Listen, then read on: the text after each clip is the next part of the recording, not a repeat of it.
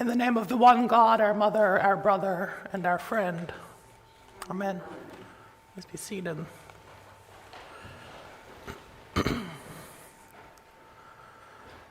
Seeing is believing, so they say. And I wonder, what do the disciples believe when they have locked themselves away, fearing the same persecution they just witnessed Jesus endure?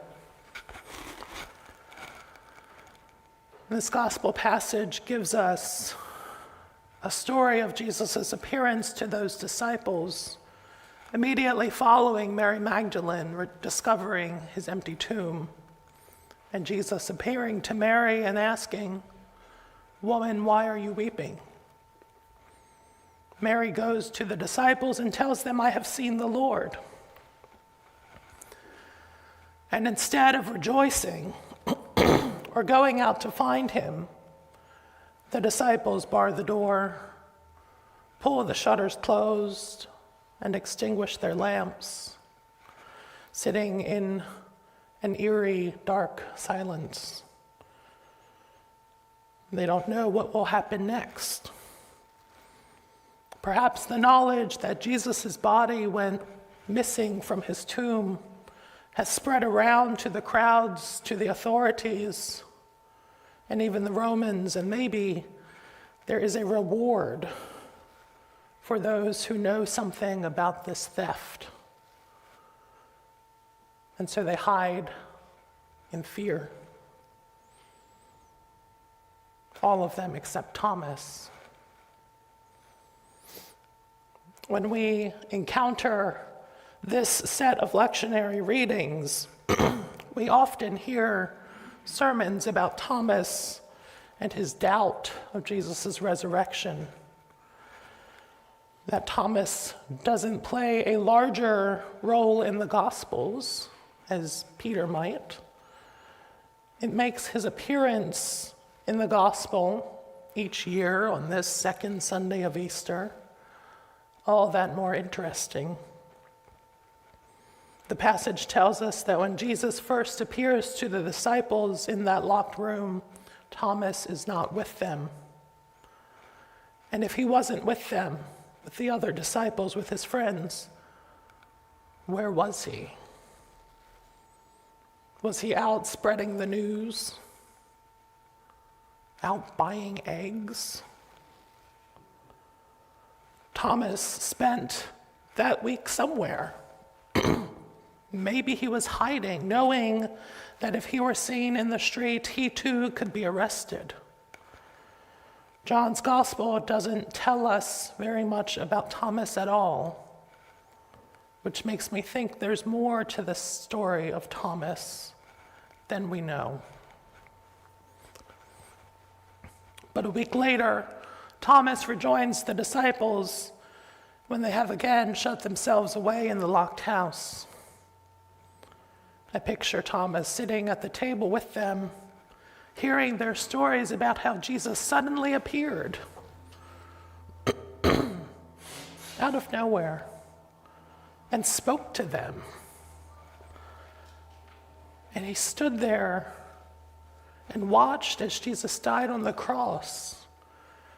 And yet, convinced as they could be, they all claimed to have seen him.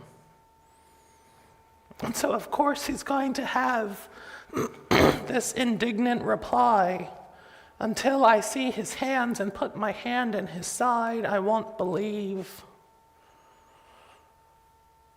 Thomas's skepticism does not seem unwarranted. I don't see his statement as belief in the sense that we might understand the word today, not in that seeing is believing way.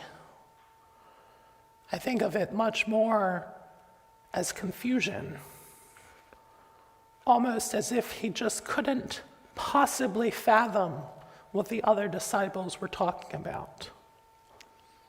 He's dubious about their words to him. And I see this in how he says it. That Greek word, pistos, which can mean believe or faithful, can also mean trust in or persuade. He is unpersuaded. His statement may be much more like, I want you to make me believe this because I know what I saw. And none of this makes any sense. And I think this feels familiar to us. And then Jesus appears in the locked house, as he had done before, and speaks directly to Thomas, put your finger here and your hand to my side so that you might believe, so that you might be persuaded. And Thomas's uncertainty washes away, and he believes, exclaiming, my Lord and my God. And so perhaps out of all the disciples, Thomas was most persuaded by this moment. And I think I want to go back to there being more about Thomas's story. In seminary, I had a classmate, Dennis, an extremely brilliant guy from India. And he wasn't an Episcopalian, but is instead a priest in the Mar Thoma Church. The Mar Thoma Church is one of the Episcopal Church's full communion partners, along with the Church of Sweden, the Evangelical Lutheran Church in America, and others. And this full communion partnership highlights that we recognize our denominations as part of the same Christian family, and that we're committed to working together to share the gospel. So in short, these are our closest siblings in the great spread of Christian denominations. And the Mar Thoma Church is unique among denominations because it traces its origin directly back to Thomas the Apostle. Mar Thoma itself is Aramaic for Saint Thomas. And their tradition teaches that Thomas, after being sent out by Jesus at Pentecost, traveled with traders around the Red Sea and Persian Gulf for almost 20 years, spreading the good news in any port along the route. And his travel eventually led him to the southwestern side of the Indian subcontinent, to a land known as Malabar, which is today the Indian state of Kerala, where Dennis was from. And there, Thomas is reported to have spent another 20 years evangelizing to the Malayali people, spreading reports of Jesus' miracles and teachings and healings to those who would listen, until his death in 72, nearly 40 years after Jesus' death and resurrection. And some traditions say that Thomas continued to travel as far as eastern China, aided by the Silk Road on land and the Indian spice route by sea. Over 100 years after Thomas's death, missionaries from Alexandria, traveling that same spice route, discovered that the teachings of Jesus had already arrived in India before them. They were surprised to find a healthy and thriving religious community who called themselves the Nasranis, or the Nazarenes. And over time, the Nasranis became the Mar Thoma Church and were supervised by the Church of the East, the Persian Church, which also traditionally traces its origin back to Thomas the Apostle. And so this idea of the doubting Thomas seems misleading, or at least continuing his legacy as the doubtful apostle seems irresponsible. Because I see Thomas as the apostle whose eyes were most opened the widest by the risen Christ, the most filled with the breath of the Spirit, who then took that message of Christ's suffering and resurrection to the farthest distance away from Jerusalem. Maybe instead of doubting Thomas, we should call him Industrious Thomas, simply because of his commitment to following Jesus' instruction to go out and make disciples of all nations. Jesus explains to the followers, "Blessed are those who have not seen and yet have come to believe." And this line feels like a direct rejection of our seeing is believing mindset. We so often refuse to believe in what we haven't seen or experienced or what we can't imagine. Some people interpret news reports and videos and photographs of bodies lying in the street in Gaza or mass graves across eastern Ukraine, believing they are hoaxes or that they're staged.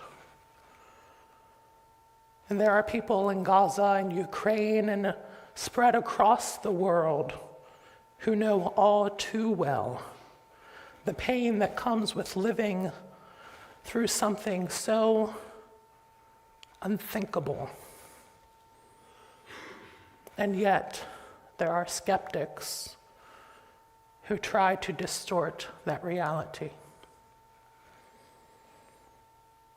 What really matters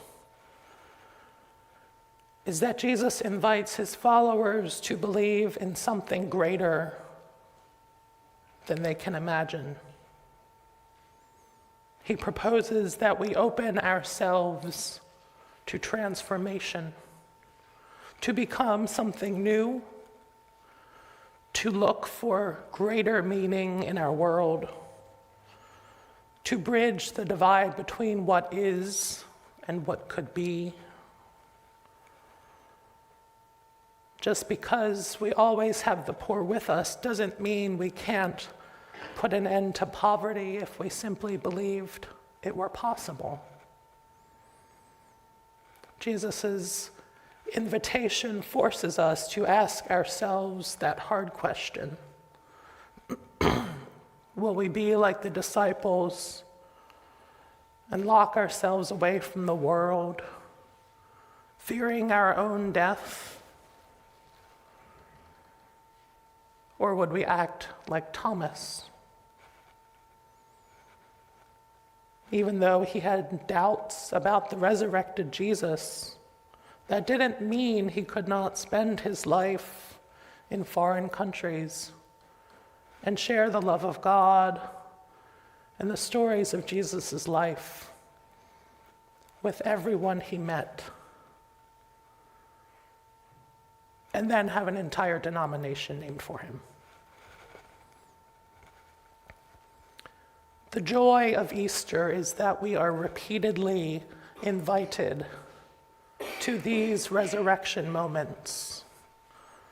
Just as Jesus broke bread with the disciples before and after resurrection, he welcomes us to this table again and again, always asking us to be changed by his love.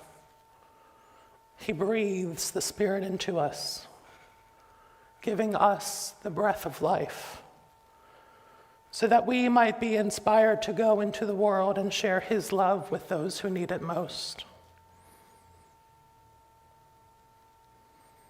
Just like it has been preached all through Lent and Holy Week, the Triduum, Jesus always asks us to lean into being a new type of believer, even though we might not be able to imagine something greater.